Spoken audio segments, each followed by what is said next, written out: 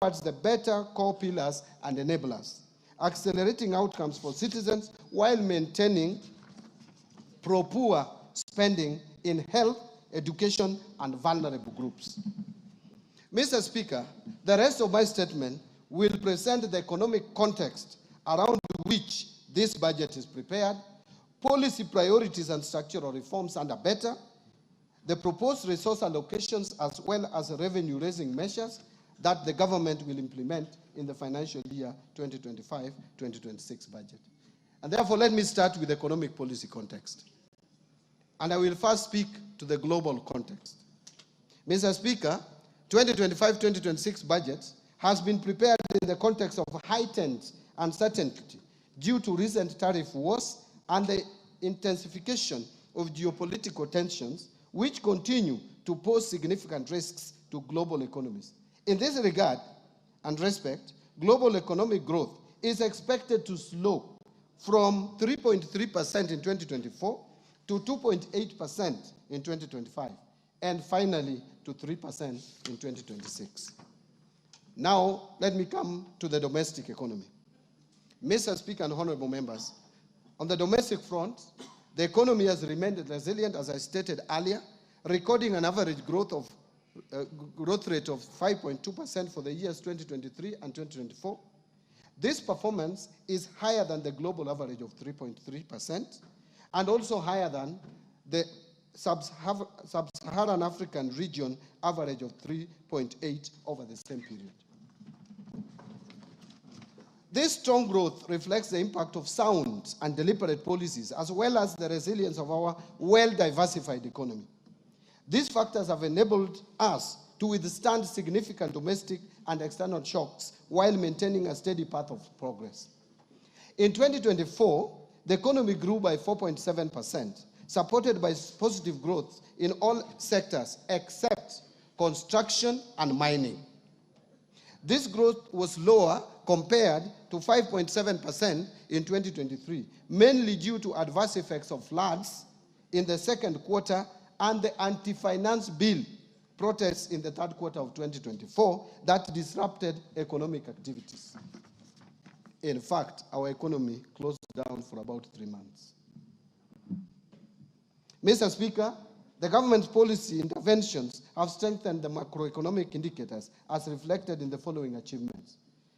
Number one, inflation rate has declined to 3.8% in May 2025 from a peak of 9.6% in October 2022.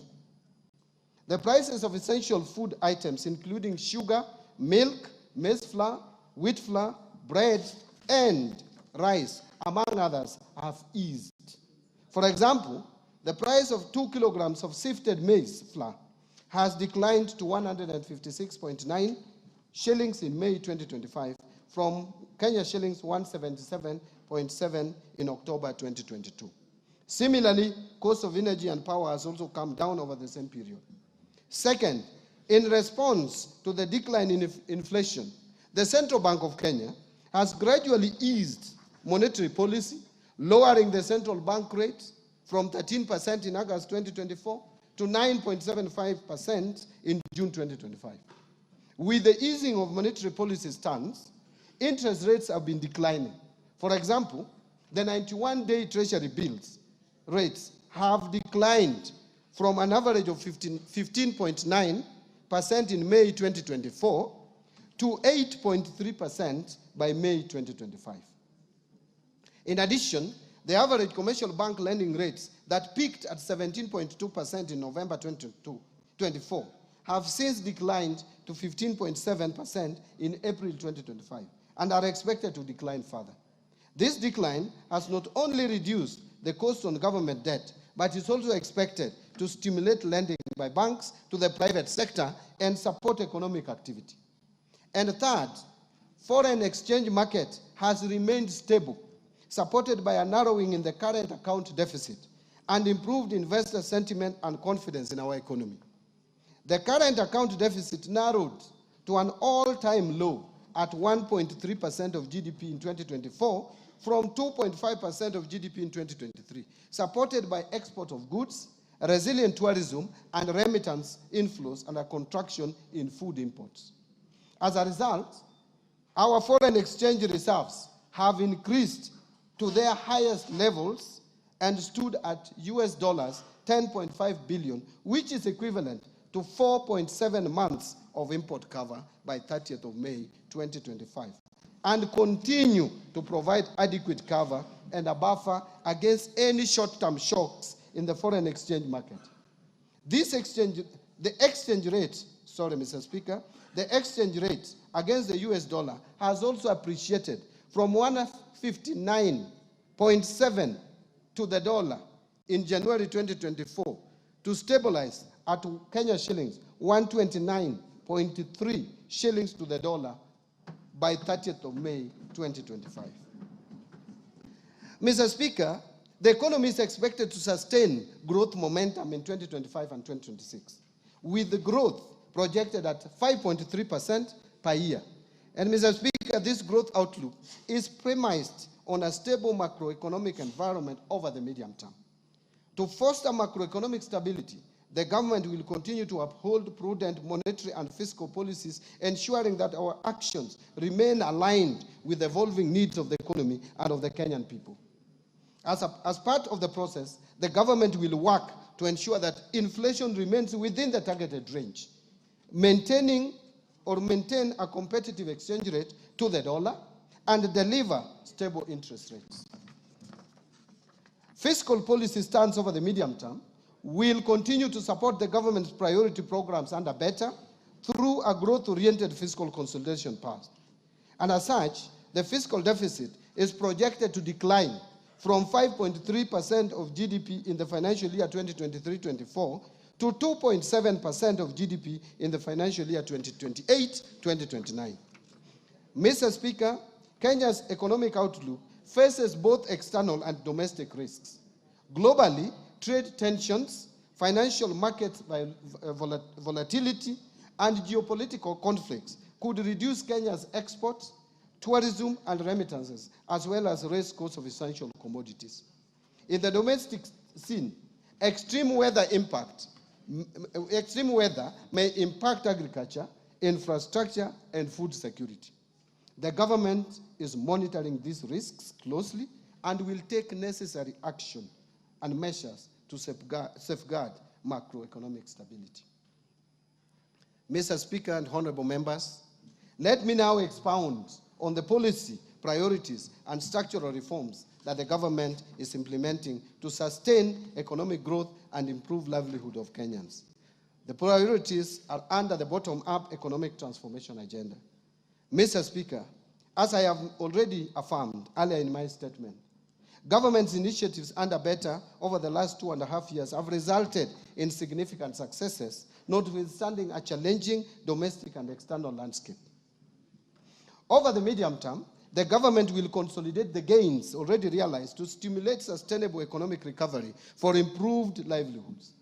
Towards this end, the government will continue to implement policies, programs, projects, and the interventions geared towards 1, bringing further down the cost of living, 2, ensuring food security, 3, creating jobs, 4, expanding the tax base, 5, improving foreign exchange balances, and finally, fostering inclusive growth.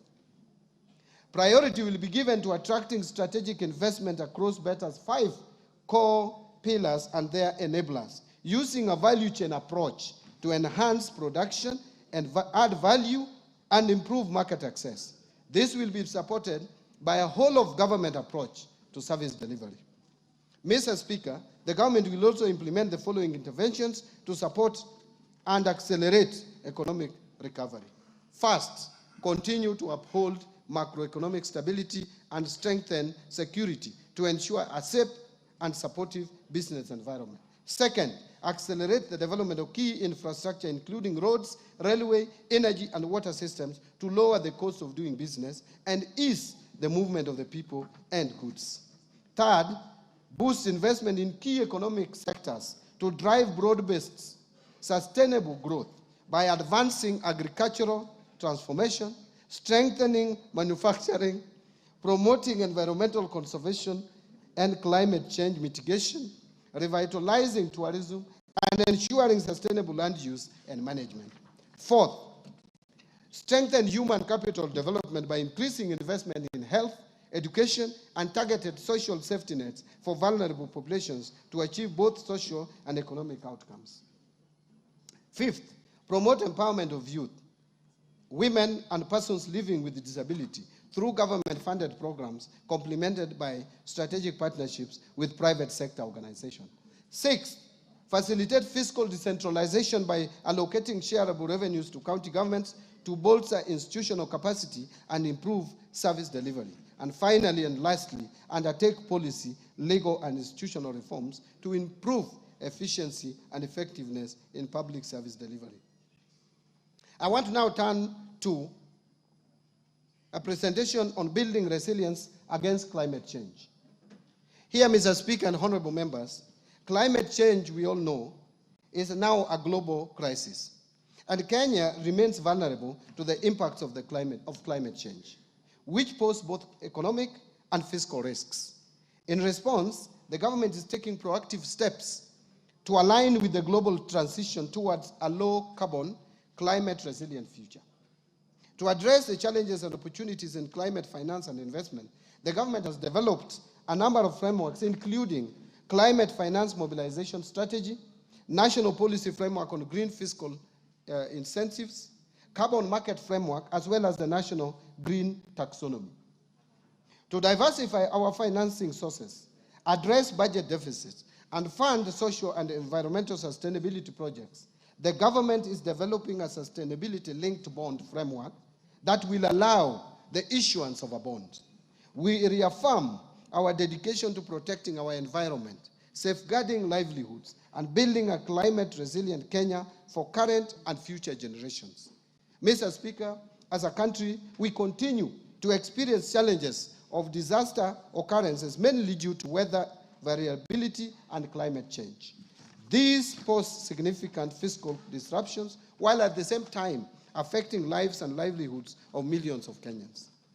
Mr. Speaker, in order to have a financing framework to manage disaster risks, the government is finalizing the development of the Public Finance Management Disaster Risk Management Fund regulations of 2025.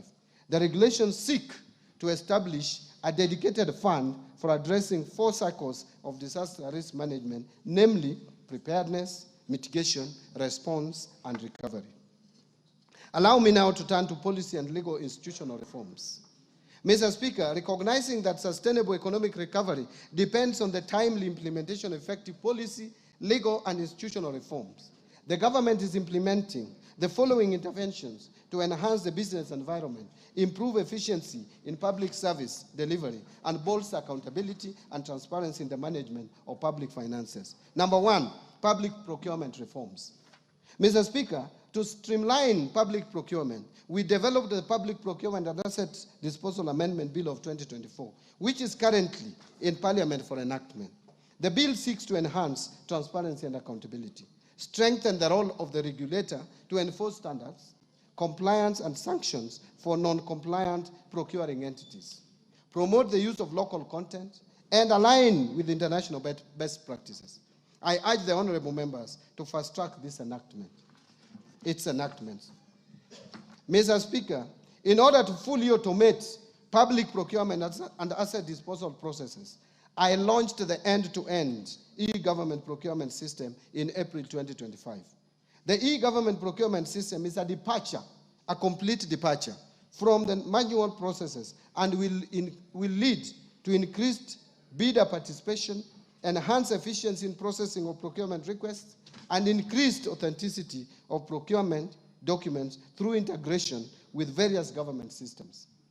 Mr. Speaker, the rollout of the e-procurement system is scheduled for July 2025.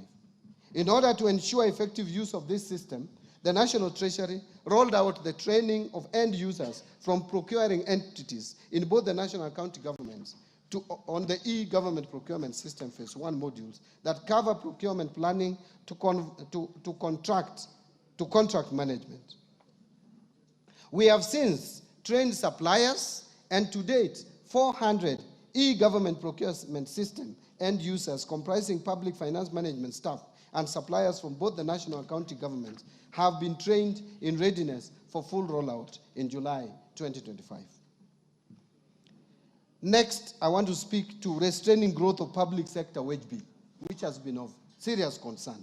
Mr. Speaker, the government continues to implement measures aimed at reducing the ratio of the government wage bill as a share of tax revenue, with a view to free much-needed resources for priority social and development spending. The government will implement the following initiatives to control the wage bill. First, the government will fully implement the unified human resource management system across all public sector entities by July 2025. This initiative is part of broader efforts to enhance public sector efficiency, improve management of wage bill, and ensure the effective utilization of public funds. Second, the Salaries and Remuneration Commission continues to sustainably reduce the number of allowances in public service through a phased approach aimed at streamlining allowances to improve transparency, accountability, equity, and fairness, thereby ensuring total public compensation bill is affordable and fiscally sustainable.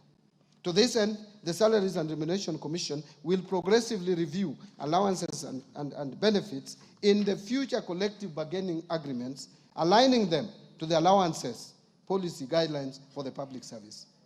Allow me now to turn to state corporation reforms.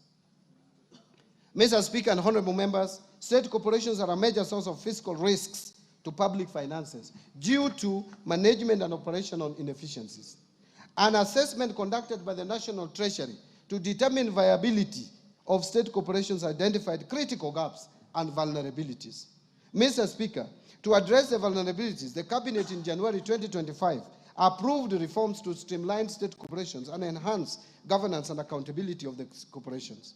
The reforms target to address operational and financial inefficiencies, enhance service delivery, and reduce over-reliance on exchequer support by state corporations. The approved reforms include the following. First, merger of 42 state corporations into 20 entities to improve operational efficiency and eliminate redundancy, as some have duplicating and or overlapping mandates. Second, dissolution of 25 state corporations and their functions transferred back to their parent ministries or other state corporations. Third, restructuring 6 state corporations to align their mandates for improved performances. Fourth, declassification of 4 public funds currently categorized as state corporations and transferring their functions back to the relevant ministries. And fifth, declassification of 13 professional bodies currently categorized as state corporations to private entities with no exchequer budget. Mr. Speaker,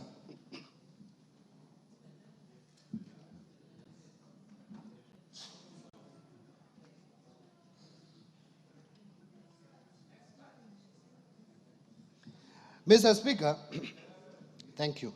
Mr. Speaker, in order to enhance operational efficiency, improve governance and ownership of state corporations, the government developed the Government-Owned Enterprises Bill of 2024. The bill is part of broader efforts by the government to streamline public enterprises, reduce fiscal risks, and enhance service delivery to citizens. The bill is currently before this August House for consideration. Thank you. I urge honorable members to favorably consider the bill to enable its enactment.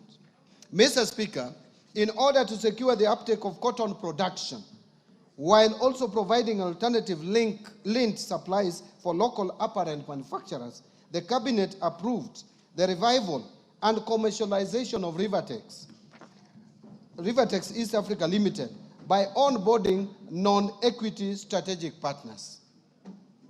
Mr. Speaker, on sugar sector reforms, His Excellency the President reaffirmed his commitment during this year's Madaraka Day celebrations to ensure the prompt payment of sugarcane farmers. The government has also taken practical steps to deliver its promise to modernize the mills and transform these once struggling factories into productive, sustainable enterprises. Currently, 4 state-owned sugar factories, Chemelil Sugar Company, Muhoroni Sugar Company, Nzoia Sugar Company, and South Nyanza Sugar Company, which is also known as Sony, have been placed under competitive leasing arrangements. This initiative is expected to enhance efficiency, restore profitability, and protect the livelihoods of farmers. Let me now turn to pending bills. Mr. Speaker, the government remains committed to resolving the long-standing issues of pending bills dating back to 2005 as part of broader efforts to strengthen public financial management and restore confidence in government processes. In this respect, the Pending Bills Verification Committee that was appointed in September 2023 is currently finalizing its report for submission by end of this month. Since its inauguration, the committee received a total of 65,625 pending bills claims valued at over 571.6 billion. The committee has analyzed 57% of the bills received valued at 522 billion. The 57% is in terms of numbers. Out of this, a total of 229 billion has been recommended for settlement. Once the committee submits its report, we shall submit the recommendations to Cabinet for approval to settle the pending bills. Let me now speak to national assets and inventory management reforms.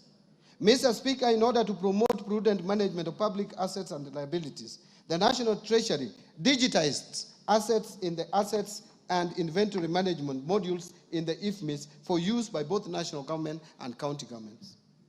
Already, 52 state departments have gone live on the IFMIS asset module and are at various stages of uploading their registers for 6 asset categories, namely land, building, motor vehicles, ICT equipment, office equipment, and furniture and fittings.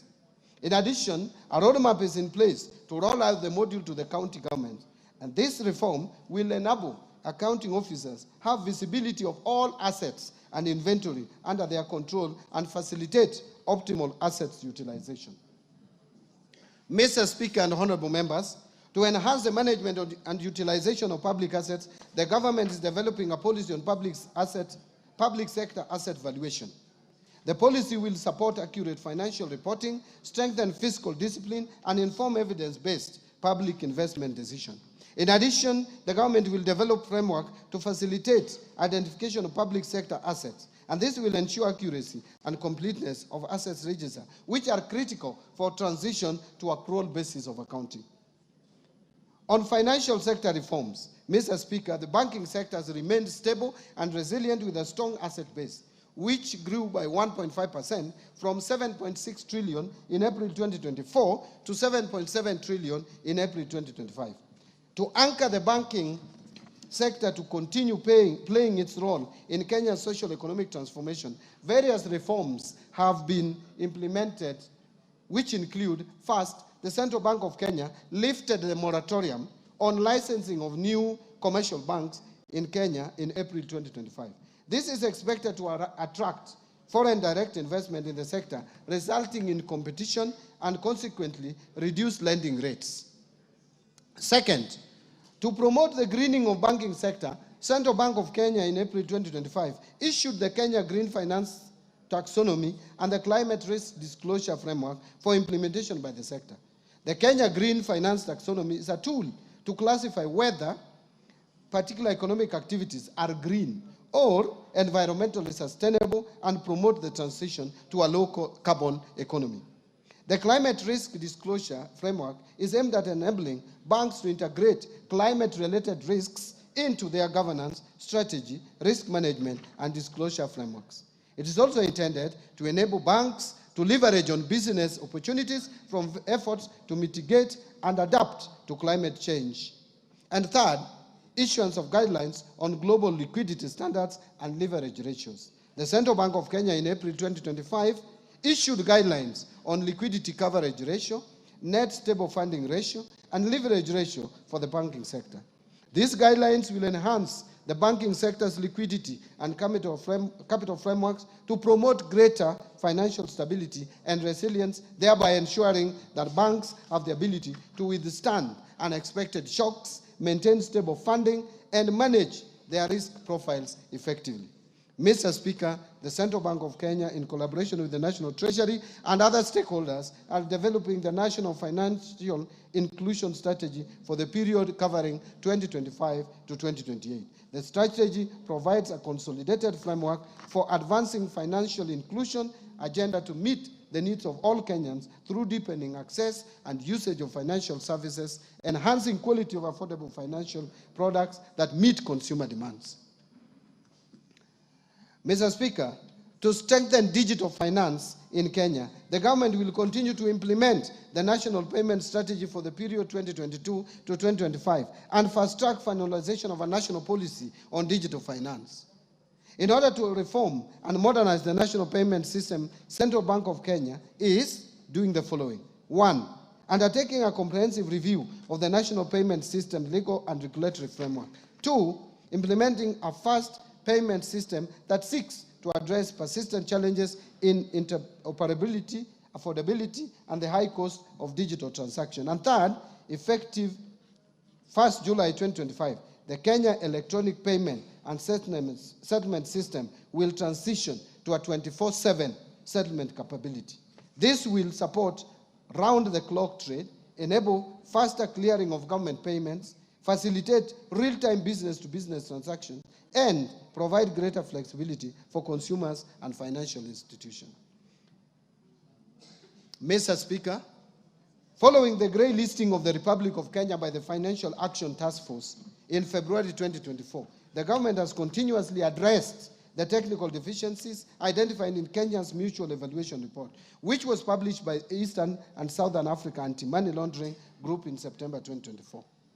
Mr. Speaker, as you are aware, one of the technical deficiencies identified in the Kenya's Mutual Evaluation Report was lack of a policy and regulatory framework to the virtual assets and virtual assets service providers. In order to regulate this sector, the government has developed the Virtual Asset Service Providers Bill 2025, which is currently before Parliament. Again, I urge honorable members to fast-track its enactment. On capital markets development, to further deepen the capital markets, the government continues to review the legal and regulatory framework to address emerging issues in the sector. In particular, the government overhauled the public officer regulations and collective investment schemes regulations to spur uptake of products while ensuring that investors are protected.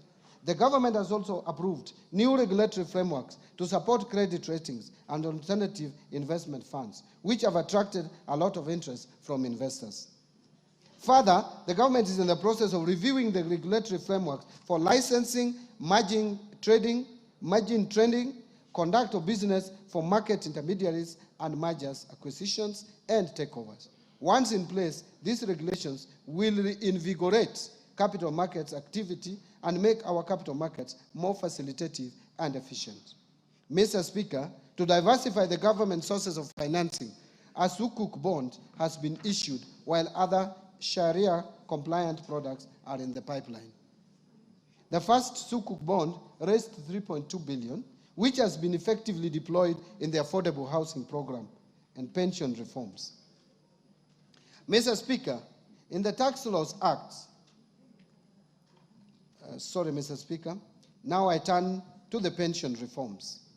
Mr. Speaker, in the Tax Laws Amendment Act 2024, we introduced a number of incentives aimed at increasing disposable income to our senior citizens once they retire. And I thank this Honorable House for passing this Tax Laws Amendment Bill in December.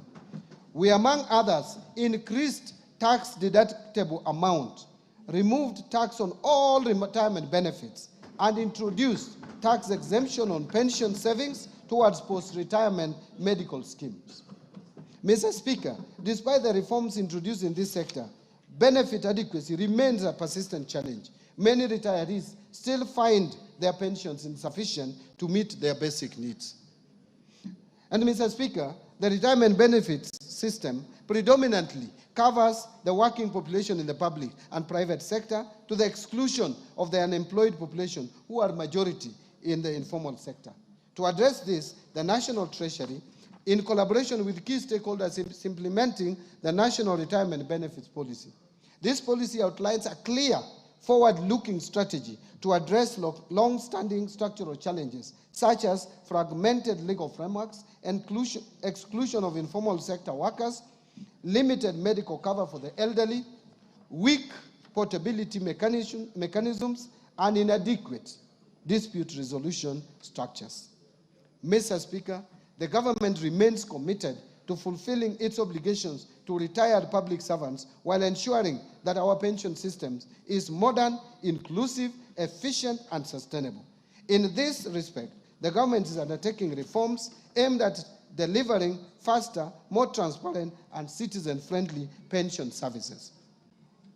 Key among these reforms is the re-engineering of the pension management information system, which, together with the launch of a pension self-registration platform, will significantly improve data accuracy, enhance biometric verification, and reduce pension processing time from several months to less than 30 days. These reforms will also ensure real-time claims tracking and integration with the national identification and payroll system, reducing errors and potential leakages. The re-engineered pension management system is planned for rollout on 1st of July 2025 and will transform pension administration by 1. Enabling ministries, departments, and agencies to submit pension claims online at source through integration with government human resource systems. 2. Allowing pensioners and beneficiaries to access services remotely and track the status of their claims in real time. And 3. Providing automated updates to clients on the progress of their claims through system-generated notifications. On insurance reforms, Mr. Speaker, to facilitate the growth of the insurance industry in Kenya, the government will speed up the approval of the National Insurance Policy and its implementation. The policy will guide the review of the Insurance Act, which has served its purpose, albeit with progressive amendments for the last 30 years. Mr. Speaker, the Insurance Regulatory Authority is undertaking focused training on livestock and crop insurance, targeting farmers and pastoralist communities. These efforts are aimed at improving understanding and access to agricultural insurance as a tool for mitigating climate-related risks and protecting livelihoods of farmers and pastoralist communities. The authority is also conducting a comprehensive money laundering and terrorist financing risk assessment on the vulnerability of the insurance industry. This will aid in the identification of areas of improvement so as to strengthen the supervisory framework. On reforms under the education sector, Mr. Speaker, the National Treasury is committed to upholding the right to education, including free and compulsory basic education as guaranteed under Article 53B of the Constitution of Kenya. While we are cognizant that examinations must be conducted as scheduled later this year, there is need to undertake a critical evaluation of the costing of examination, assess the sustainability of the program in view of the prevailing fiscal constraints, and explore optimal options for delivering national examinations in order to ensure economy and value for money in public spending. Mr. Speaker, a key consideration is the merits of public funding of examination fees for all primary and secondary school candidates, including those from well-off households, as opposed to targeting the vulnerable students in our schools. We should also explore options of making the exercise of delivering national examinations simple and affordable without compromising the credibility of the exercise. To this end, the National Treasury is in consultations with the Ministry of Education on how best to achieve this at a minimal cost possible, including evaluating possible cost-sharing mechanisms. Mr. Speaker, the government remains committed to ensuring access to quality education for all children. In this regard, I assure the public and the 2025 examination candidate of our commitment to provide adequate funding for 2025 national examinations. On the fiscal policy framework, Mr. Speaker, the implementation of 2024-2025 budget has faced notable challenges, primarily following the withdrawal of the Finance Bill of 2024. Its withdrawal, alongside the associated public demonstrations, adversely affected economic activity and disrupted business operations across the country, compounding the fiscal pressures facing the government already. In response, the government undertook a revision of the fiscal framework through Supplementary Estimate Number 1 in August 2024. This revision reflected a lower revenue base following the preliminary outcomes of financial year 2023-24, while also addressing immediate cash flow constraints. These adjustments were critical to ensuring the continuity of public service delivery. Mr. Speaker, in addition to the mid-year economic disruptions, the budget execution has been further constrained by shortfalls in revenue and emerging expenditure pressures. Notably, the implementation of the collective bargaining agreements and funding requirements under the new university education financing model have placed significant demands on the available fiscal space.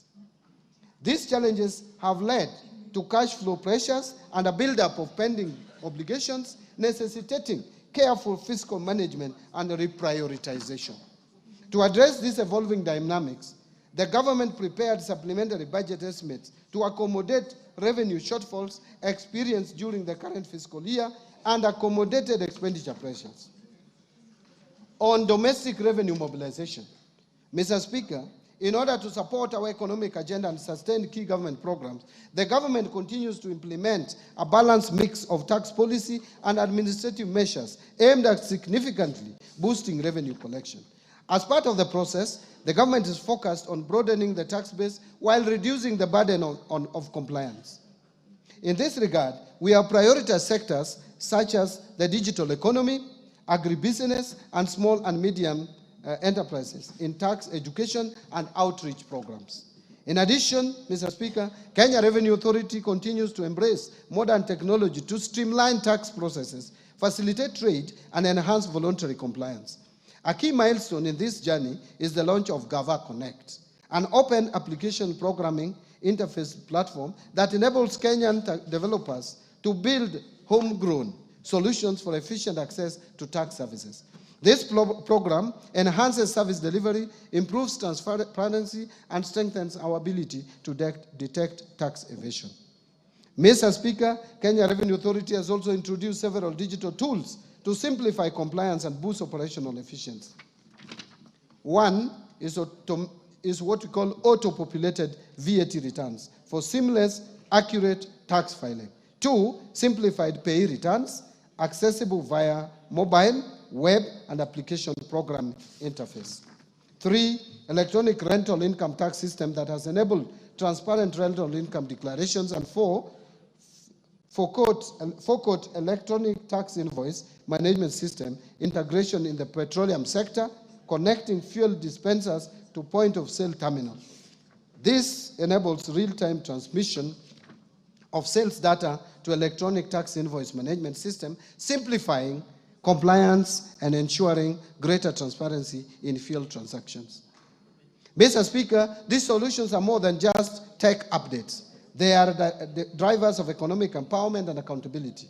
Indeed, by simplifying tax procedures, developing user-friendly digital platforms, and providing on-the-ground support, Kenya Revenue Authority is nurturing a fair and inclusive tax culture, one that enables businesses to thrive while meeting their obligations. Mr. Speaker, building on the progress made, our focus in the financial year 2025-26 and over the medium term will be to strengthen domestic resource mobilization through the following key initiatives. First, continue with the implementation of the national tax policy and the medium-term revenue strategy to provide a consistent and predictable framework for tax administration and policy formulation. Second, continue with the automation of tax administration processes to improve the overall efficiency of the tax system. And third, enhancing non-tax revenue collection by enabling ministries, departments, and agencies to generate income through the services they provide to the public.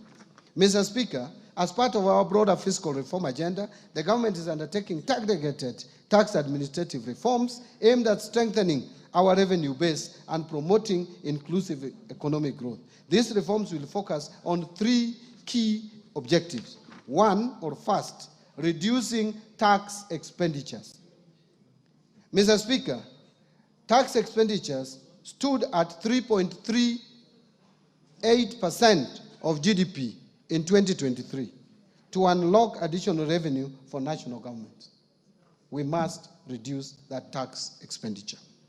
Second, expanding the tax base and enhancing compliance, in line with the goals set out in the medium-term revenue strategy. And third, streamlining the tax structure to encourage domestic production, attract investment, and stimulate economic growth. Mr. Speaker, allow me to speak to improving efficiency of public expenditure.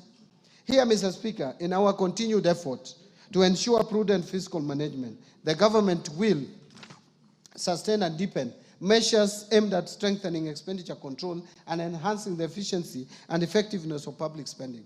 To this end, the government will implement a series of targeted actions, which include: 1, utilization of the launched end-to-end procurement system to maximize value for money, enhance efficiency and transparency in public procurement processes. 2, rolling out of a human resource management system across all national government ministries and departments, as well as county government, to support better management of the public wage bill.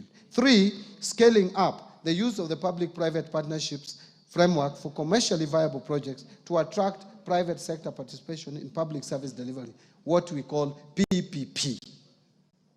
4, improving the public service pension administration through rolling out the pension management information system. And 5, fast-tracking governance reforms in state corporations to strengthen accountability, efficiency, and financial sustainability. I want to now turn to revenue projections.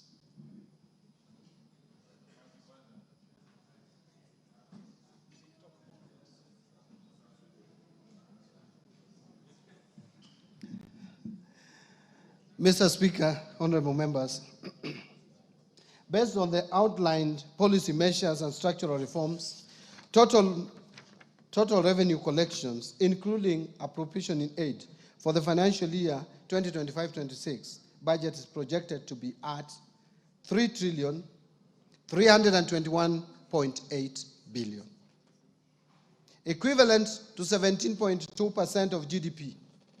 Of this amount, ordinary revenue is projected at Kenya shillings 2,754.7 billion, which is equivalent to 14.3% of GDP.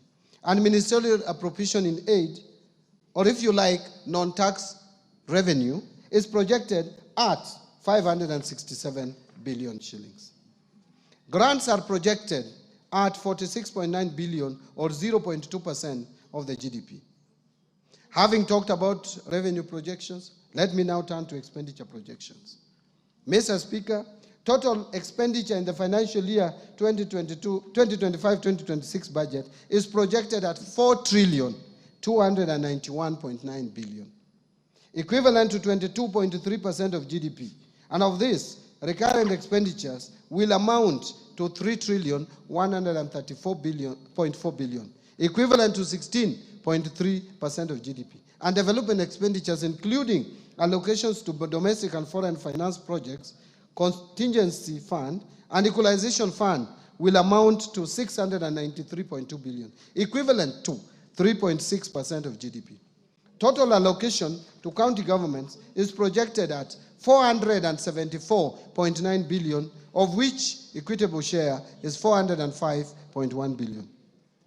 Fiscal deficit and financing. Mr. Speaker, the resultant fiscal deficit, including grants, is projected at 923.2 billion, which is equivalent to 4.8% of GDP, down from the estimated 997.5 billion, or 5.7% of GDP in financial year 2024-25. The fiscal deficit for the financial year 25-26 budget will be financed by net external borrowing of 287.7 billion, equivalent to 1.5% of GDP, and net domestic borrowing of 635.5 billion, which is equivalent to 3.3% of GDP. Public debt management. Mr. Speaker, Kenya's public debt is projected to remain with these sustainable levels over the medium term.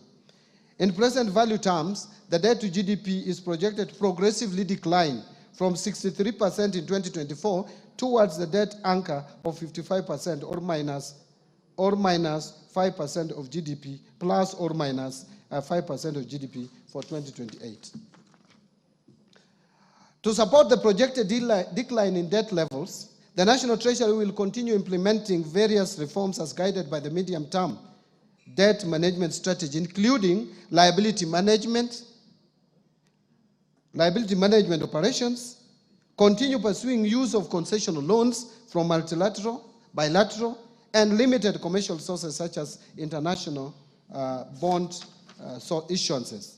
Additionally, reforms targeted to support domestic market development will eventually reduce the cost of public debt while sustaining fiscal consolidation efforts to ensure debt remains within sustainable levels.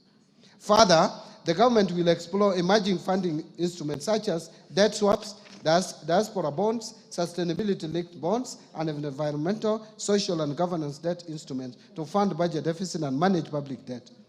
This strategic approach will not only diversify our financing options, but also strengthen international partnerships and promote sustainable growth. Mr. Speaker and honorable members, the government is keen on sustaining transparency and improving efficiency on public debt service. To this end, the National Treasury is in the process of integrating the Commonwealth Meridian Debt Management System with the Integrated Financial Management Information System, IFMIS, and the core banking systems of Central Bank of Kenya. On public-private partnerships framework, Mr. Speaker, the government continues to strengthen the role of public-private partnerships in financing our development agenda. Currently, there are 32 PP 70 billion shillings in the financial year 2025-2026 through private investments in priority sectors, including energy, water, housing, health, and transport. So, Mr. Speaker, to enhance transparency and accountability at all stages of project life cycle while implementing PPP, I recently issued a circular on mandatory disclosure requirements for all privately initiated proposals. This measure is part of our broader effort to strengthen the integrity of the PPP program and to ensure that private sector participation in public projects fosters public trust. Mr. Speaker, the National Treasury in May 2025 received the final report of the Committee of Experts on leveraging local financial markets for investment into public-private partnerships and implementation. The committee recommended the establishment and operationalization of PPP Implementation Trust Fund as the central mechanism for enhancing private sector participation in PPPs, particularly through institutional and retail entities. Additionally, Mr. Speaker, the PPP regulations under consideration by Parliament will enhance clarity around PPP processes, thereby enhancing efficiency and project delivery. This will also unlock a pipeline of county-level specific PPP projects in partnership with development partners. In strengthening public finance management reforms, number one is migration to accrual accounting. Mr. Speaker, to strengthen management of public resources, all government ministries, departments, and agencies adopted accrual accounting as of 1st July 2024. The first accrual-based financial statements are expected for the financial year ending 30th June 2025, which is a few days away. The accrual accounting will enable the government to account for all assets and liabilities, including all government assets. Second, Treasury single account. Mr. Speaker, to enhance cash management, the migration of ministries, departments, and agencies to the Treasury single account is progressing well. The Central Bank of Kenya is scheduled to go live with its T24 system upgrade in July 2025. This upgraded platform will support the implementation of Treasury single account core functionalities and facilitate the National Treasury to roll out the key elements of the Treasury single account system. Concurrently, the National Treasury is on track to onboard county governments in 2026.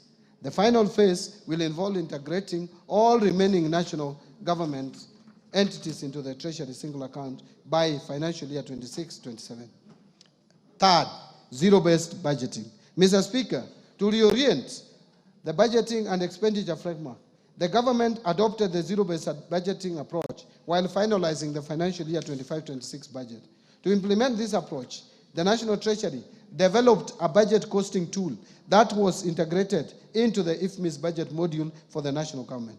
The zero-based budgeting approach compels all ministries, departments, and agencies to justify expenditures from scratch, thus ensuring resources are allocated to high-impact activities. It promotes transparency, efficiency, by requiring clear justification and critical assessment of spending. Mr. Speaker, I know this statement is long. And by the way, Mr. Speaker, you know Kenya is not a small economy. We are number 6 in Africa. And we have jumped over Ethiopia. So you can't have a 3-pager statement for an economy as big as Kenya. Gone without apology. Gone. Thank you, Mr. Speaker. Thank you very much. So far, so good. Yeah, Mr. Speaker, I'm now turning to resource allocation so that honorable members can appreciate and the Kenyan people where we have allocated the limited resources that we have. Mr. Speaker, now let me highlight the government spending priorities for financial year 25-26. Expenditures for the financial year 25-26 will consolidate the gains realized under the bottom-up economic transformation agenda, with special focus placed on promoting investment in core pillars and their enablers through a value chain approach. Number 1, under agricultural transformation and inclusive growth, which is the first pillar. Mr. Speaker, the government will continue to transform the agriculture sector by increasing productivity in key value chains, such as fisheries and aquaculture, horticulture, food crops, livestock and rangeland development. The government will scale up support to farmers through input financing, subsidies, and extension services. This will move the country from food deficit to food surplus, reduce reliance on food imports, and revamp export crops. Mr. Speaker, in this respect, I have proposed an allocation of 47.6 billion for various programs under this sector, despite the fact that agriculture is largely devolved. This includes 8 billion for the fertilizer subsidy program, 10.2 billion for the National Agricultural Value Chain Development Project, 800 million for small-scale irrigation and value addition project, 1.2 billion for food security and crop diversification project, and 5.8 billion for the food systems resilience project. Mr. Speaker, to promote livestock production, I have proposed Kenya shillings 2.3 billion for de-risking, inclusion, and value enhancement of pastoral economies programs. 1.6 million Kenya shillings for Kenya Livestock Commercialization Program, and 280 million for the Livestock Value Chain Support Project. I have also proposed Kenya shillings 340 million for the development leather industrial park at Kenania. Mr. Speaker, to support the growth of blue economy, I have proposed a total of 8.2 billion to the blue economy and fisheries subsector. This includes 2.3 billion for aquaculture business development project, 2.4 billion to the Kenya Marine Fisheries and Socio-Economic Development Project, and 500 million for the Kabonyo Fisheries and Aquaculture Training Center. Mr. Speaker, to raise agricultural productivity and enhance resilience to climate change risks in targeted smallholder farming and pastoral communities, I've proposed an allocation of Kenya shillings 318 million towards an ending drought emergencies project and 1.3 billion to resilience for food and the nutrition security program in Horn of Africa project. Mr. Speaker, the government is also committed to land reforms to address historical inequalities, promote equitable access, and ensure sustainable land management. To this end, I have proposed a sum of 3.8 billion for settlement of the landless. I have also proposed 1.1 billion for processing and registration of title deeds, another 712 million for digitization of land registries, another 200 million for georeferencing of land parcels, and 220 million for construction of land registries to safeguard legitimacy of land ownership. The next pillar is transforming the micro, small, and medium enterprises economy. Mr. Speaker, the government recognizes the challenge of accessing affordable credit by most micro, small, and medium enterprises, and Kenyans at the bottom of the pyramid. To address this challenge, I have proposed an additional allocation of 300 million to the Financial Inclusion Fund, popularly known as the Hustler Fund, to scale up access to credit for households and MSMEs. I have also proposed an additional 308 million for the Youth Enterprise Development Fund, 550 million for the Center for Entrepreneurship Project, and 1.3 billion for Rural Kenya Financial Inclusion Facility. Under housing and settlement, which is the other pillar. Mr. Speaker, the government is committed to facilitating the construction of decent, safe, and affordable houses for Kenyans. Through the affordable housing program, the government is creating jobs for the youth directly in the construction sector and indirectly through the production and supply of building products. To continue supporting this initiative, I have proposed an allocation of 128.3 billion for the housing, urban development, and public works subsector. This includes 13.4 billion under the Kenya Urban Program, 64.5 billion for construction of affordable housing units, 10.5 billion for construction of social housing units, and 16.5 billion for social and fiscal infrastructure. Mr. Speaker, other proposed allocations to the housing, urban development, and public works interventions include 7.2 billion shillings for the Kenya Informal Settlement Improvement Project Phase 2, 3.5 billion for the construction of housing units for the National Police and the Kenya Prison, 500 million for building climate resilience of the Urban Poor Program, 184 million for construction of footbridges, and 454 million targeted to support construction of county headquarters. Mr. Speaker, to ensure the safety of Kenyans through compliance with building codes and standards, as well as other industry regulations, I have proposed an allocation of 2.6 billion for the regulation and development of the construction industry. I am aware members are aware, I know members are aware of the challenges we have had where collapsed buildings kill many, many Kenyans as a result of carelessness of various developers. Let me turn to universal health coverage. Mr. Speaker, access to quality and affordable health care through the universal health coverage program is central to this government.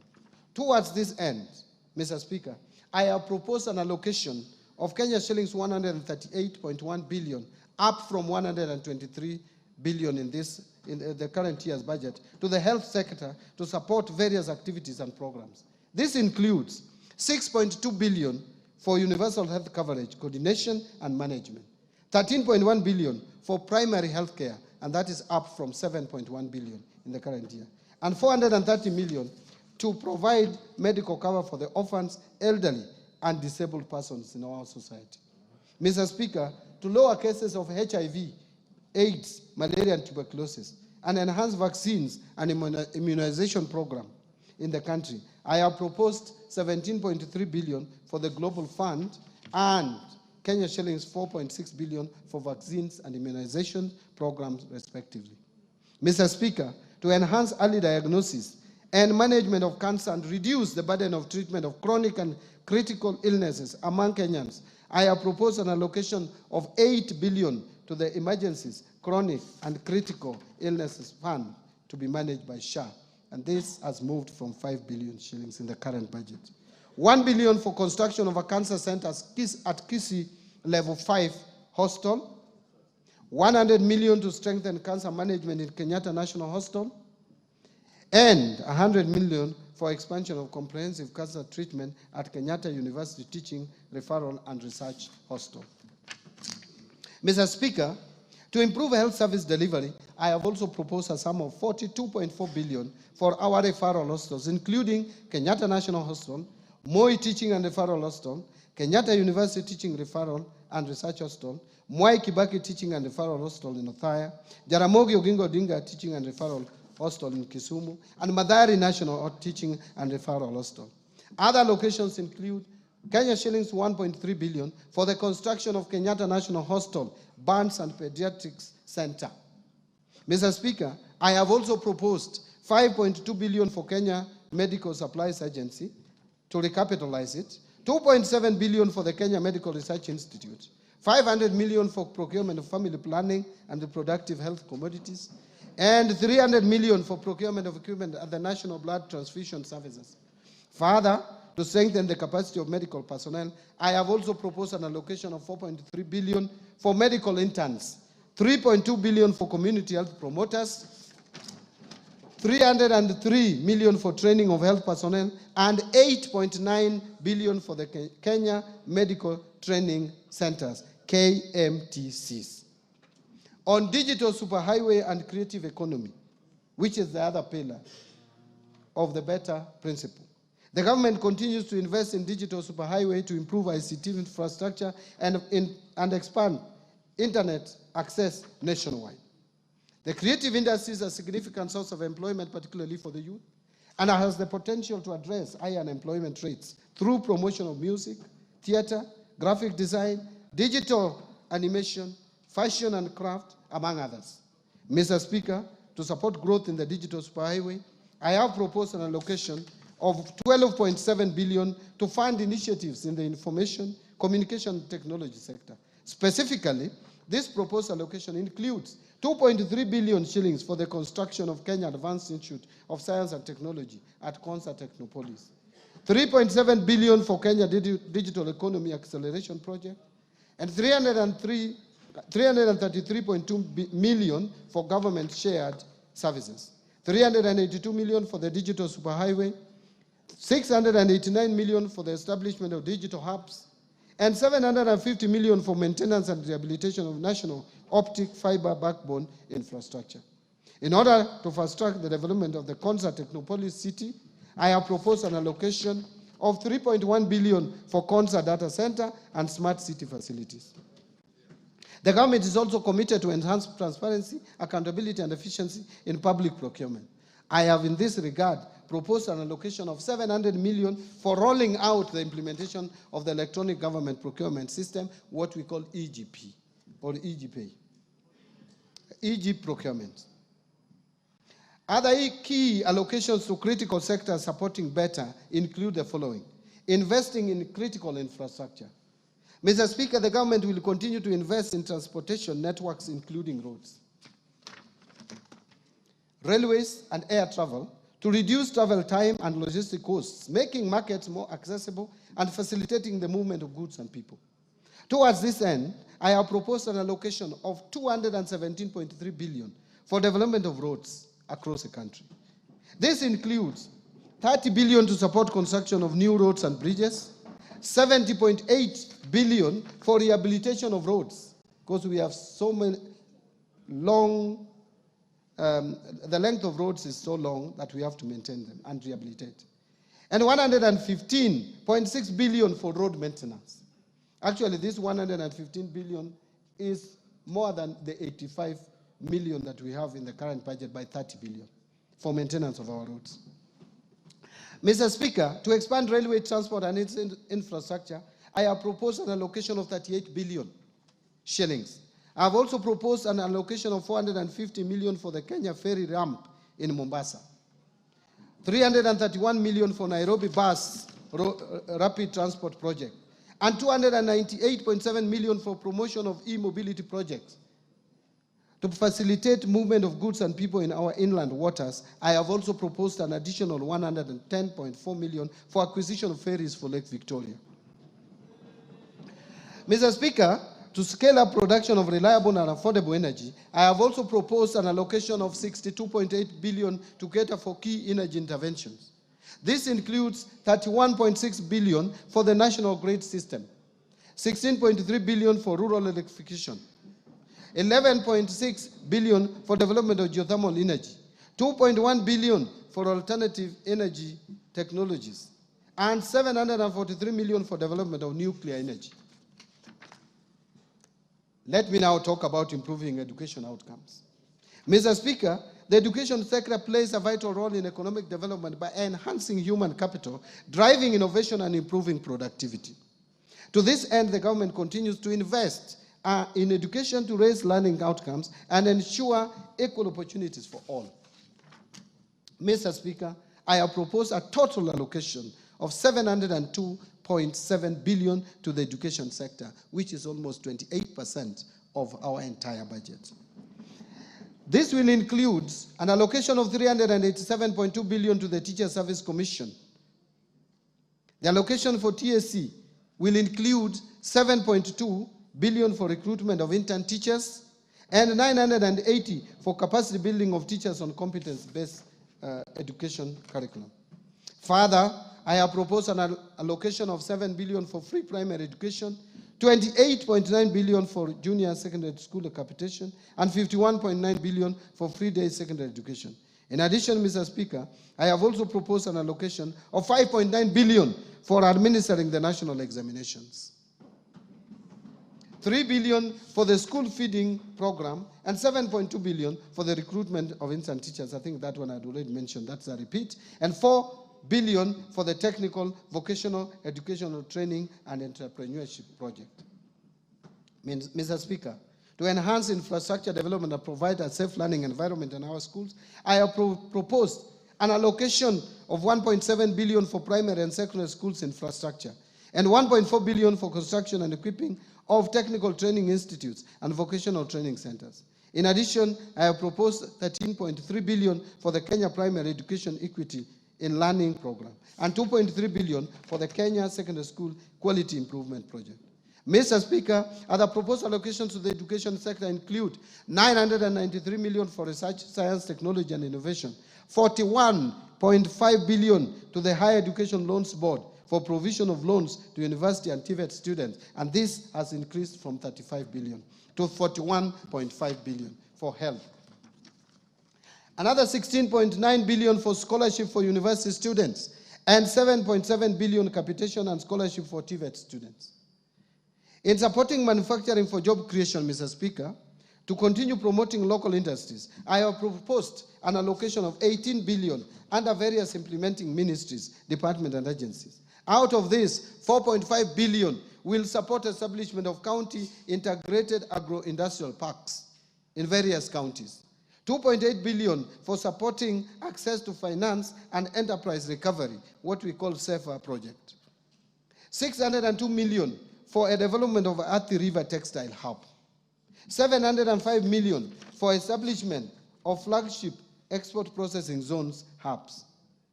504 million for development of special economic zone textile park in Naivasha. And 798 million for Kenya jobs and economic transformation. Mr. Speaker, in order to revitalize and maximize the benefits from our cash crops, I have proposed 2 billion for coffee cherry revolving fund and another 2 billion for coffee debt waivers. This is up from the 3 billion that was allocated to this subsector in the last financial year's budget. Another 1.5 billion for sugar sector reforms, and 120 million for modernization and revitalization of cotton ginneries, and 245 million for horticultural produce compliance enhancement project. Mr. Speaker, to support local production and processing of edible oils, I have proposed an allocation of 300 million for the National Edible Oil Crops Promotion Project. Mr. Speaker, to enhance milk processing, I have proposed an allocation of 400 million for excess milk mop-up and 150 million for modernization of milk processing factories in Runyenjes and Narok. Mr. Speaker, to equip our youth with essential training and internship opportunities in trade and industry, I have proposed an allocation of 330 million for the Kenya Industry and Entrepreneurship Project. Another 500 million for the construction of industrial research laboratories, and 109 million for constituency industrial development centers.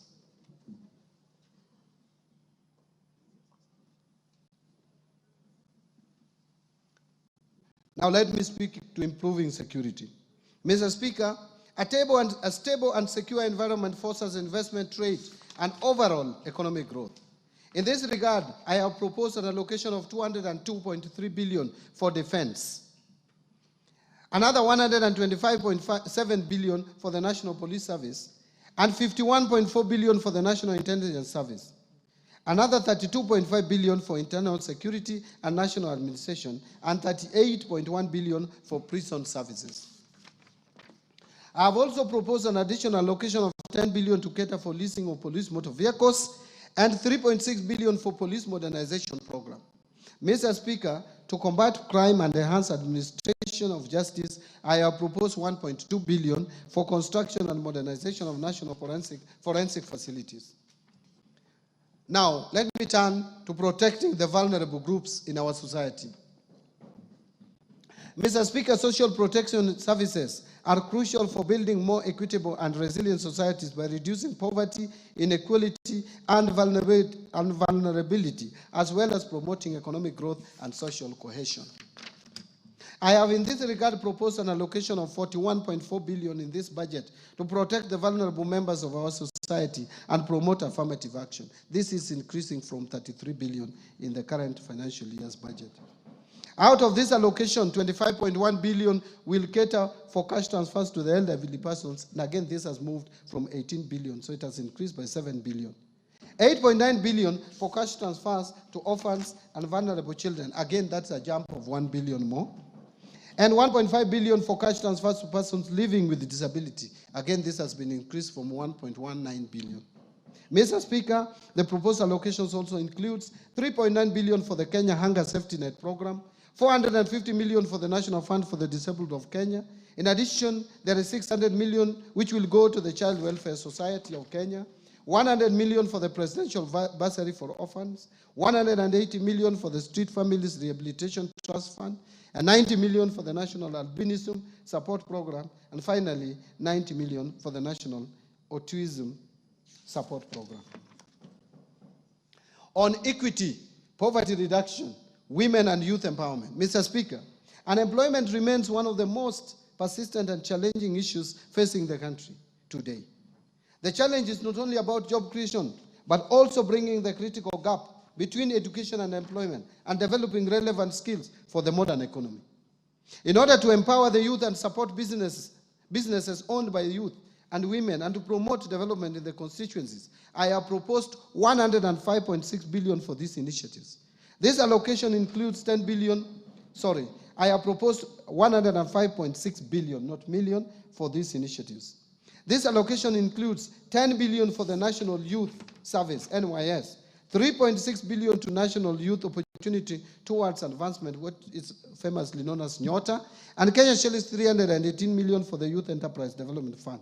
In addition, I have proposed 990 million for film development services.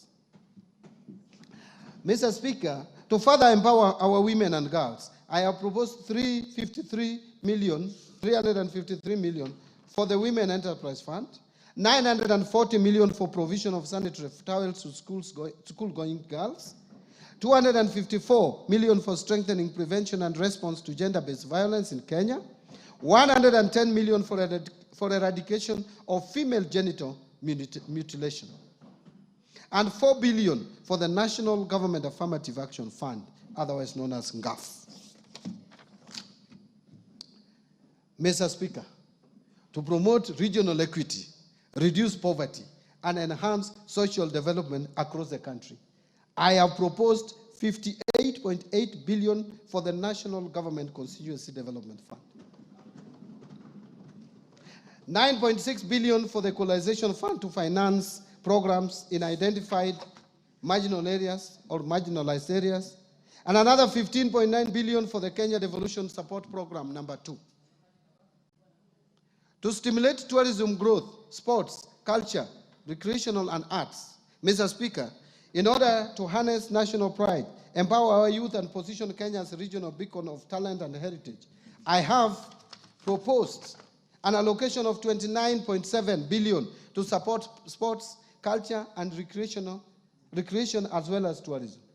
This proposed allocation includes 13.5 billion for the Sports, Arts, and Social Development Fund, 2.3 billion to establish an automation and digitization system for the sports registrar, 241 million for the Anti-Doping Agency of Kenya to make Kenya remain competitive in the athletics and other sports, 402 million for Sports Kenya, 245 million for the Kenya Academy of Sports, 8.2 billion for the Tourism Fund, and 4.8 billion for Tourism Promotion Fund.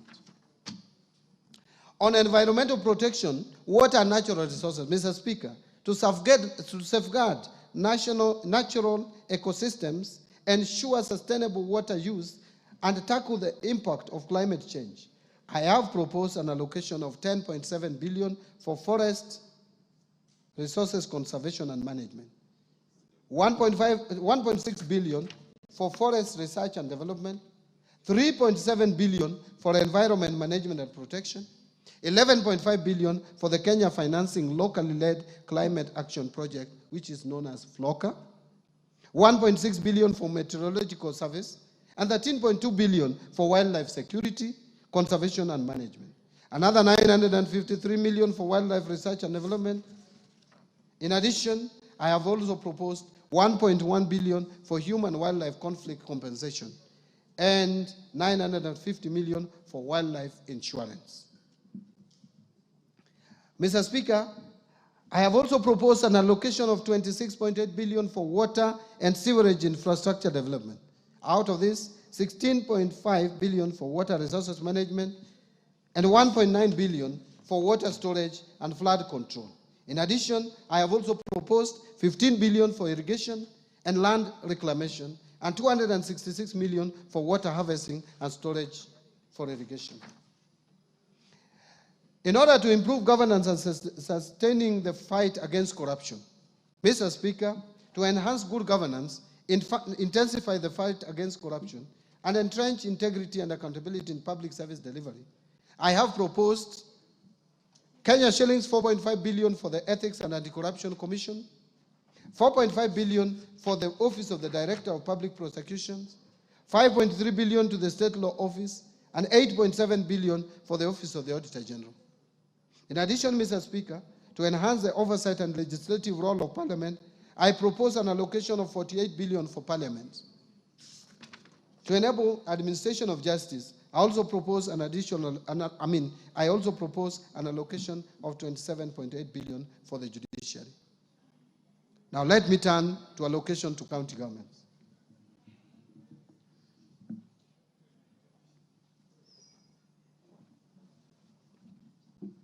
Mr. Speaker, to support devolution, county governments will receive 405.1 billion in the financial year 2025-2026 as an equitable share of revenue raised nationally, an increase of 17.6 billion from Kenya shillings 387.4 billion in financial year 24-25. The 405.1 billion represents 25.8% of the most recently audited revenues for financial year 2020-2021, way higher than the minimum of 15% prescribed in Article 203(2) of the Constitution. In order to ensure food and nutrition security, infrastructure development, improved water and sanitation systems, among others, county governments will receive an additional 69.8 billion as additional allocations. Equalization Fund. Mr. Speaker, to support implementation projects in the marginalized areas, 7.85 billion has been proposed as an allocation to the Equalization Fund in the financial year 2025-2026, and an additional 2.74 billion to settle outstanding arrears owed to the fund. Mr. Speaker, now allow me to speak to measures to enhance county government's own source revenue. Mr. Speaker, the own source revenue policy recommended the development of a national framework legislation to regulate the introduction of taxes, fees, and charges by county governments. Consequently, the National Treasury and other stakeholders developed the County Government Revenue Raising Process Bill, which is currently before Parliament for consideration. Again, I urge the Honorable House to consider the bill and prioritize its enactment. Mr. Speaker, now let me turn to taxation measures. Mr. Speaker, we now turn to tax policy measures supporting the financial year 2025-2026. These measures include proposals contained in the Finance Bill 2025, as well as the customs duty measures agreed upon by the East African Community Ministers for Finance during the East African Community pre-budget meeting held in May this year, which I personally attended. These measures are set to take effect from 1st July 2025. Mr. Speaker, the freedoms we enjoy in this country have not come easy. In the last couple of years, Kenyans have spoken clearly and loudly on the desired direction in development of policy and governance of taxation. In 2023, the minority side in Parliament, supported by the efforts of the then ODM chairman, protested against the Finance Act of 2023.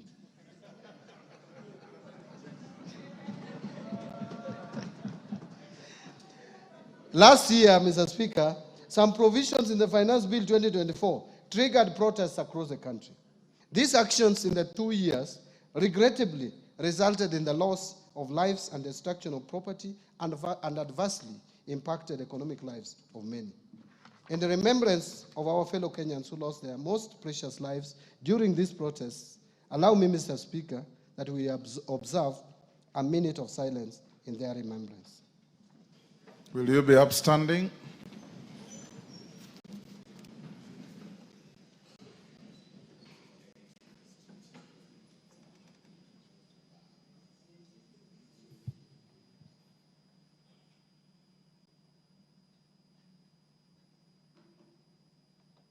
May their souls continue resting in eternal peace. Thank you, honorable members.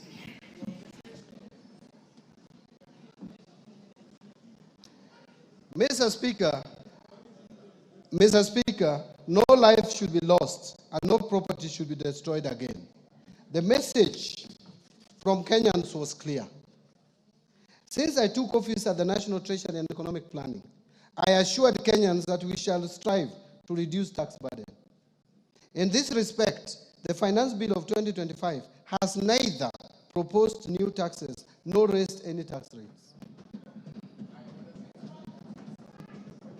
Instead, we have chosen to enhance tax revenue collection through administrative reforms by simplifying and streamlining tax laws to make them clearer and easier to implement, thereby by improving taxpayer compliance.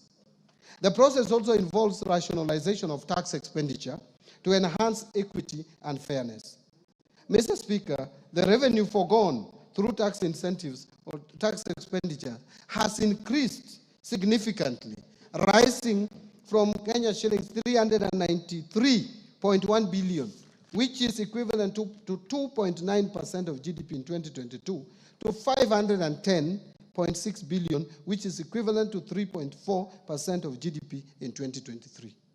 To reverse this trend, the Finance Bill of 2025 proposes reforms to rationalize tax expenditures so as to promote equity, fairness, efficiency, and reduce distortions within the tax system. The proposed reforms are in line with the national tax policy and the medium-term revenue strategy, which this Honorable House passed. So, Mr. Speaker, from the proposed reforms, we expect to raise Kenya shillings 30 billion more as additional revenue. Mr. Speaker, customs measures agreed upon by East African community ministers during the pre-budget meeting are intended to protect our industries and ensure they access raw materials and inputs at affordable prices.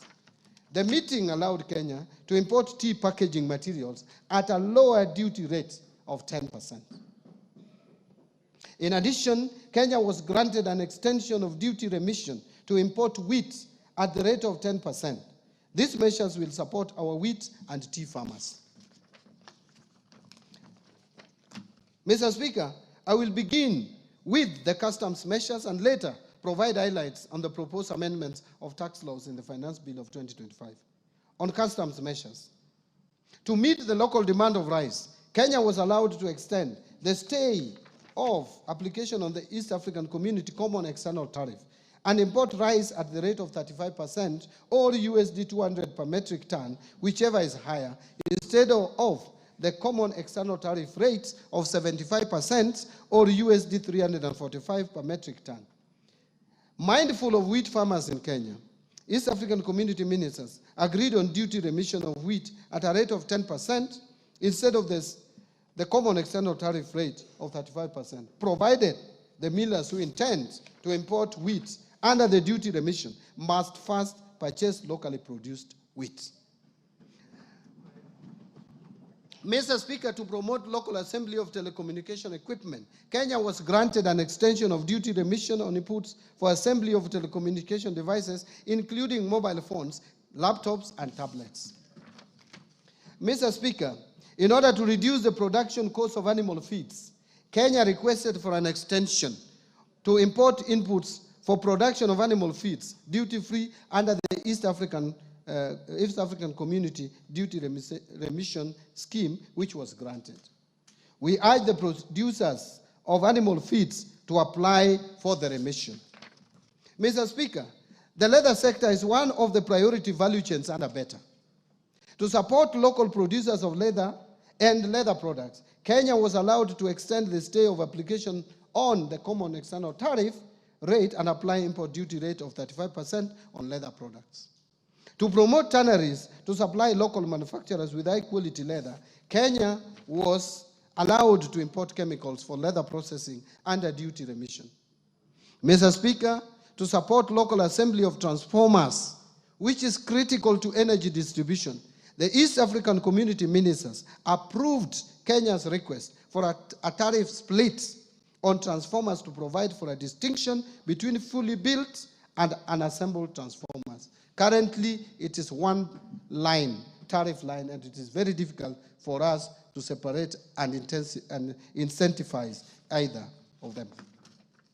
So, Mr. Speaker, to support the local assemblers of cranes, Kenya was granted approval to import inputs for assembly of cranes duty-free under duty remission.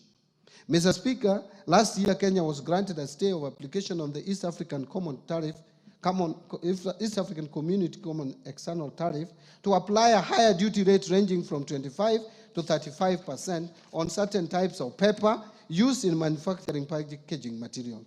This action adversely affected exporters, particularly in tea sector. To address this, Kenya opted not to request for an extension of the stay of this common external tariff. And this decision will not affect local manufacturers of packaging materials, as they will continue importing raw materials under duty remission. So, Mr. Speaker, now let me speak to the Finance Bill of 2025. Let me now highlight some of the proposals contained in the proposed Finance Bill 2025.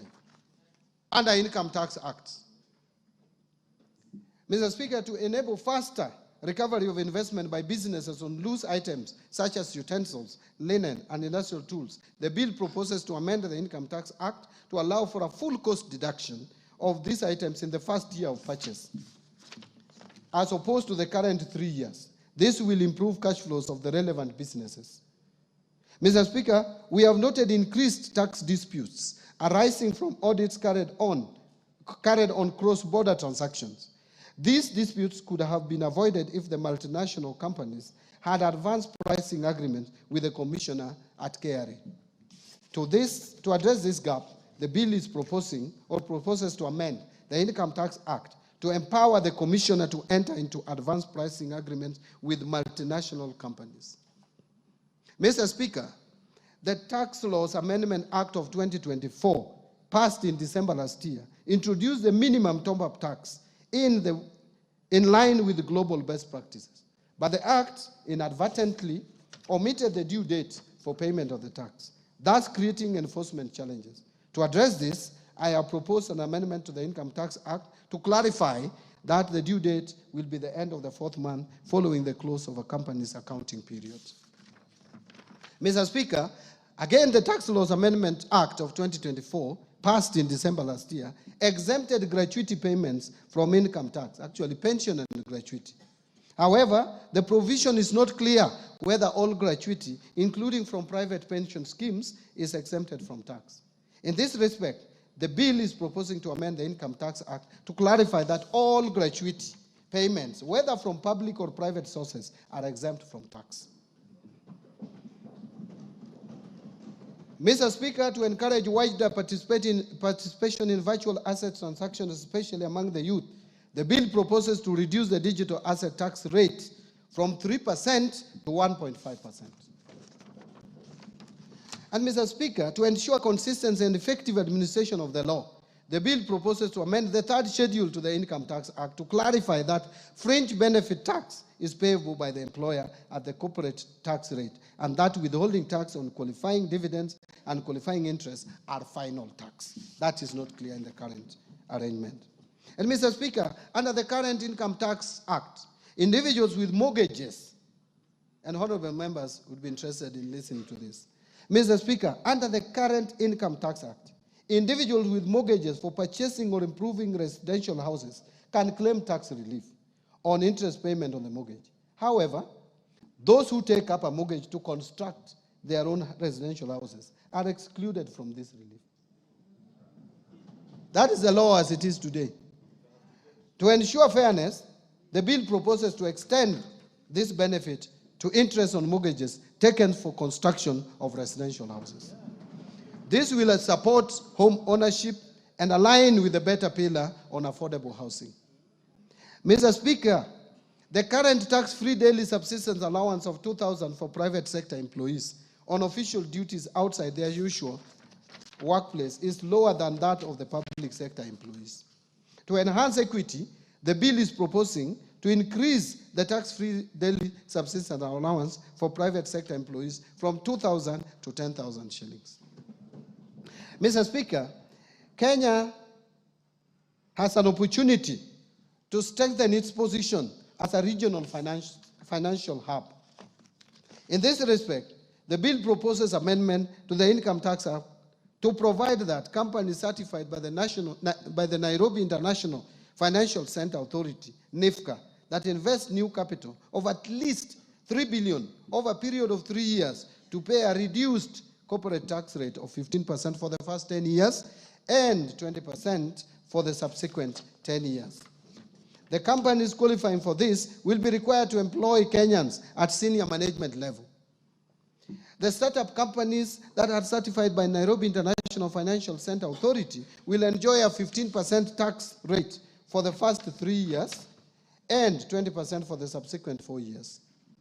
And dividends earned by certified holding companies and regional headquarters will be exempted from tax provided that at least 250 million is reinvested annually in Kenya. Mr. Speaker, we have noted that some employees seek refunds from KRA on reliefs of deductions that ought to have been deducted by their employers. To address this challenge, the bill proposes to amend the Income Tax Act to make it mandatory for employers to consider all eligible tax reliefs and deductions when computing employees' income tax. Presently, employers are not compelled to deduct these reliefs in computing pay as you earn. Value-added tax. Mr. Speaker, while a supplier is required to issue a tax invoice at the point of sale, there is currently no definition of tax invoice under the VAT Act. This creates ambiguity on what constitutes a tax invoice. To resolve this ambiguity, the bill is proposing to amend the VAT Act to define a tax invoice. Mr. Speaker, to strengthen tax administration and enhance compliance, the bill proposes to require the issuance of tax invoices for all suppliers, whether taxable or exempt. This amendment will support better record keeping by taxpayers and facilitate the pre-population of returns.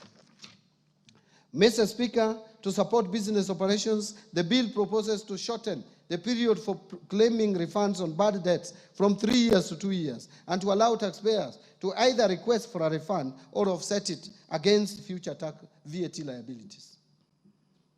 Mr. Speaker, again, entities in special economic zones currently benefit from VAT exemptions and zero rating, but there is no provision to recover tax when these benefits are misused or abused. To safeguard revenue and promote accountability, the bill proposes to recover VAT where exempted or zero-rated goods or services are used for purposes other than those intended.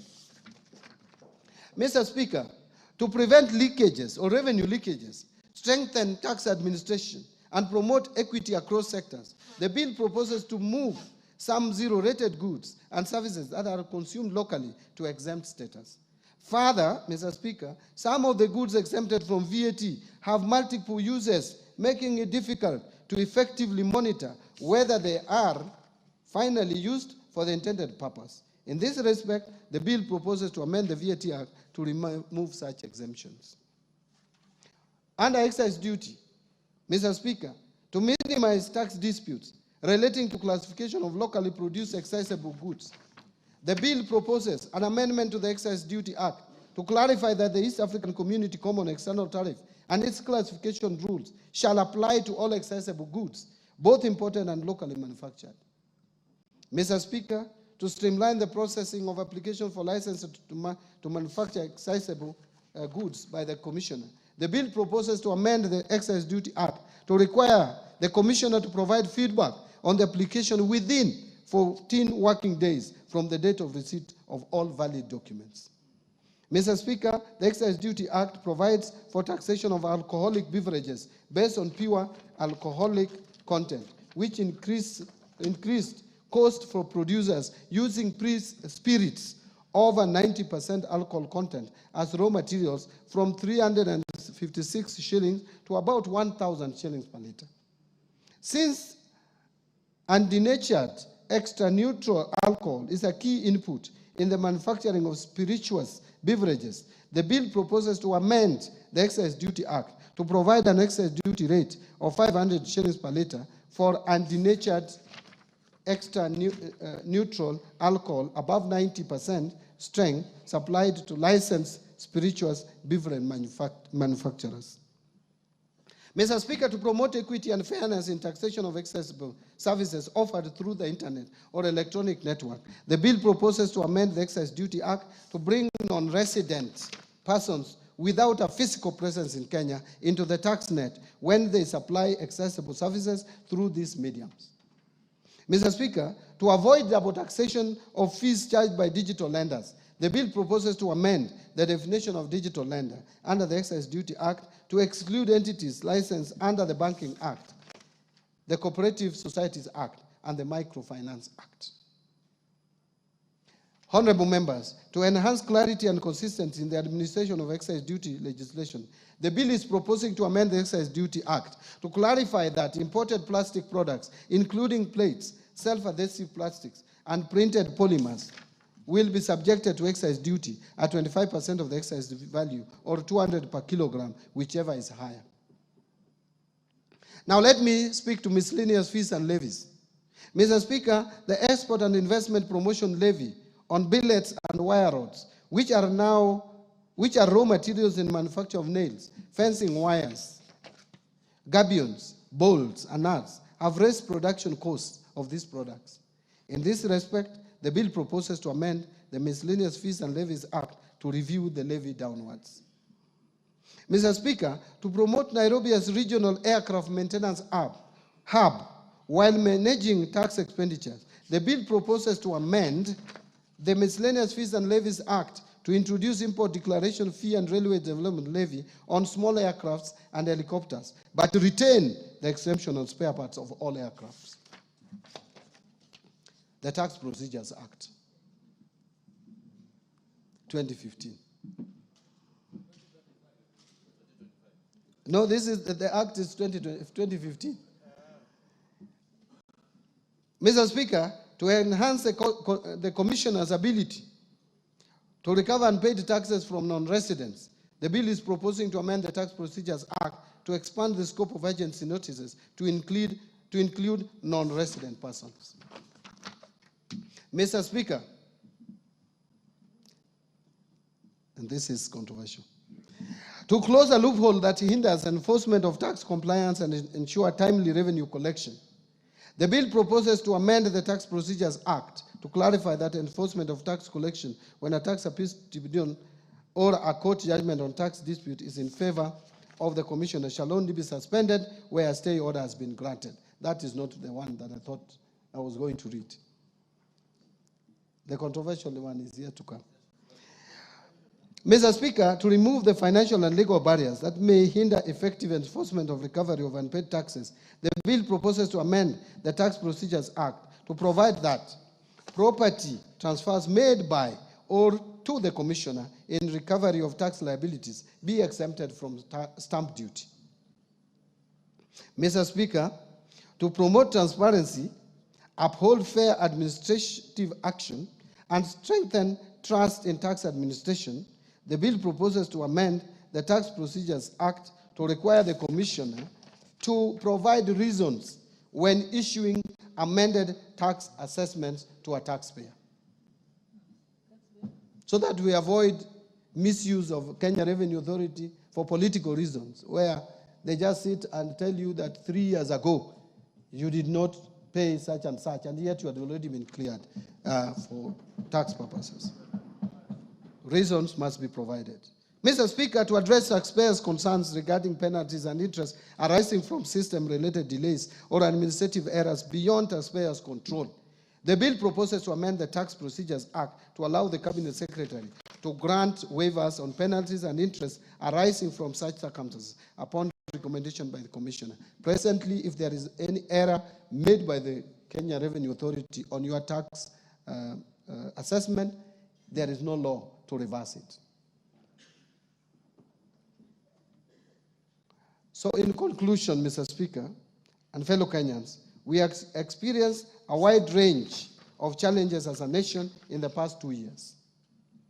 In navigating these trying times, we have demonstrated exceptional resilience and remained steadfast in our development and democratic journey. Kenyans have demonstrated commendable patience and resilience as the government continues to fulfill its commitments to improve livelihoods through the implementation of better. And under the leadership of His Excellency, the President, Dr. William Samoei Ruto, we have made meaningful progress in advancing our development agenda, promoting inclusion, fostering national unity, and working together to build our nation and renew the spirit of patriotism. Mr. Speaker, the budget I have presented today has been thoughtfully prepared to navigate the delicate balance of competing interests while adhering to our fiscal consolidation plan. Mr. Speaker, I am confident that the policies and structural reforms I have outlined provide a solid foundation for sustaining our socio-economic transformation. These measures are designed to stimulate job creation, strengthen our economic recovery, and ease the cost of living. I therefore call upon honorable members and all Kenyans to support the implementation of the budget as we work together in pursuit of shared prosperity. Finally, Mr. Speaker, the journey to a prosperous Kenya calls for leadership and collective commitment of all Kenyans. Last year, the Orange Democratic Movement joined hands with the United Democratic Alliance under Kenya Kwanza to form a broad-based government. This unity has brought renewed peace and stability to Kenya and fostered inclusive development beyond tribal lines.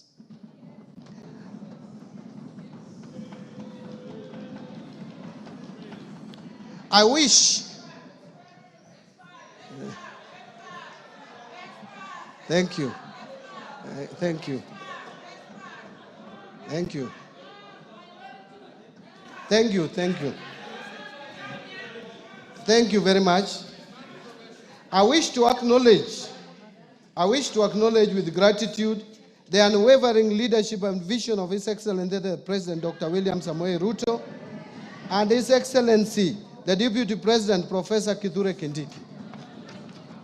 I also wish to recognize the invaluable efforts of the Prime Cabinet Secretary, the Attorney General, my fellow Cabinet Secretaries, Principal Secretaries, Accounting Officers, and all personnel across government ministries, departments, and agencies who have diligently contributed to the development of the financial year 2025-2026. Mr. Speaker, I want to sincerely thank Baba, Right Honorable Raila.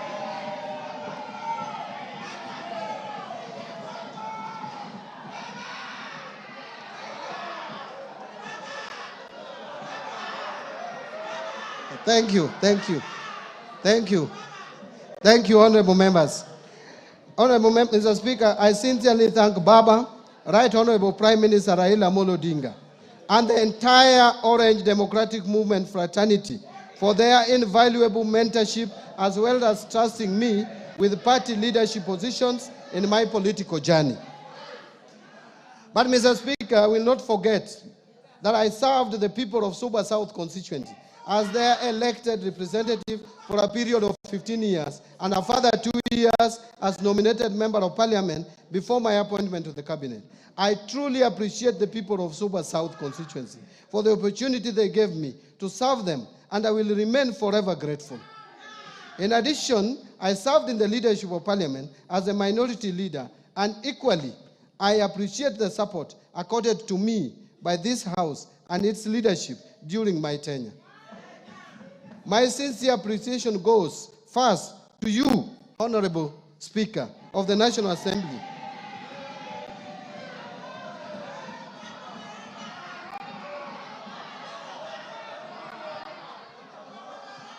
and your counterparts in the Senate, the majority and minority leaders, and the entire House leadership, including respective clerks, supporting the approval process of the financial year 2025-2026 budget. Second, to honorable chairs and members of both the Budget and Appropriations Committee and the Finance and National Planning Committee and all the other departmental committees of this House, as well as the staff of Parliamentary Budget Office for their constructive inputs and leadership during the approval process of this budget.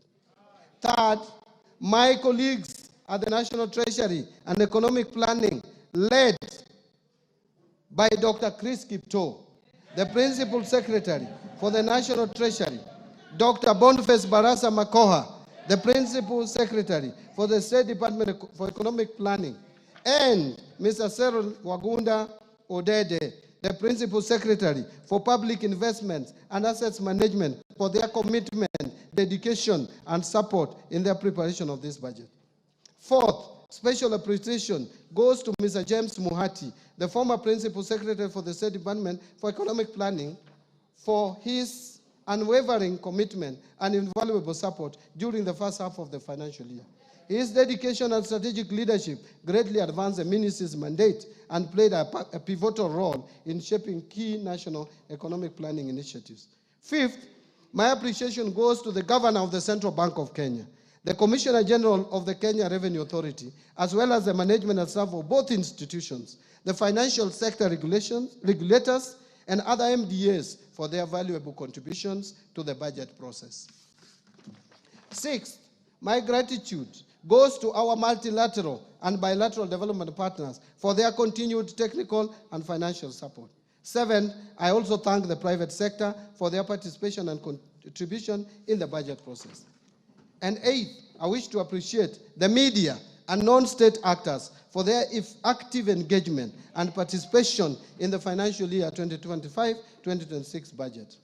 Mr. Speaker, I forever remain indebted to my beloved wife, Madam Rhoda Mbadi, and my children, who is here in the Speaker's Gallery, and my children for their support and inspiration as I execute my duties at the National Treasury and Economic Planning. Their prayers and guidance gave me the zeal to proceed even during my lowest moments. I remain deeply grateful also to my siblings for raising me, paying my school fees, and supporting me throughout my journey. Mr. Speaker, I am sure that my late parents, Jadwong Stanislaus Ngongo Moth and his babe, Slermina Yambu Ngongo, with my mother, are smiling down from above as they see their youngest son perform this great service for the great people of Kenya today. God is truly faithful. Lastly, Mr. Speaker, my utmost gratitude goes to all Kenyans for their contributions during the budget process. Thank you, and may God bless Kenya.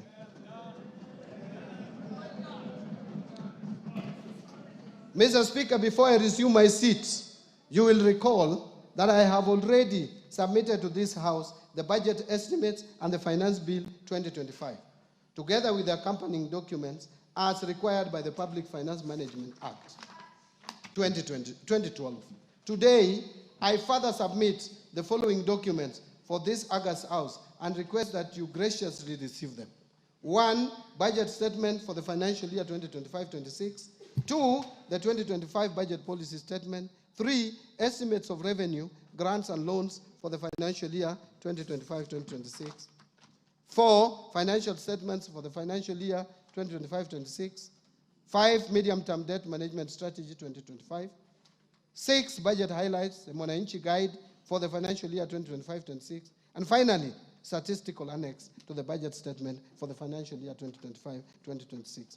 Thank you, Honorable Speaker. Thank you, honorable members.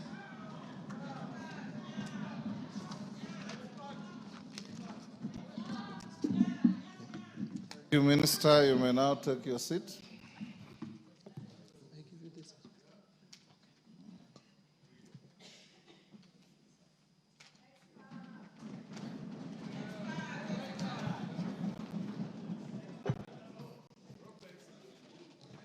Thank you, CS for just above 2 hours well spent in presenting your first budget highlights to this House. Honorable members, I wish to thank the Cabinet Secretary for the National Treasury and Economic Planning for ably making a public pronouncement of the budget policy highlights and the revenue-raising measures for the national government for the financial year 2025-2026 and the medium term. I confirm that in conformity with the provisions of Section 39 and 39A of the Public Finance Management Act, Cap 412A, and the Standing Order 244C, the Cabinet Secretary had already submitted to the National Assembly the relevant legislative proposals necessary to actualize the revenue-raising measures to finance the 2025-2026 budget. This has since culminated in the Finance Bill 2025, which is under consideration by this House. Honorable members, it's my pleasure to invite all members, the Cabinet Secretary for the National Treasury and Economic Planning, other Cabinet Secretaries, and all invited guests to a reception at the Parliamentary Courtyard. Honorable members, the time now being 5:23 p.m., this House stands adjourned until Tuesday, 17th June 2025 at 2:30 p.m. I thank you.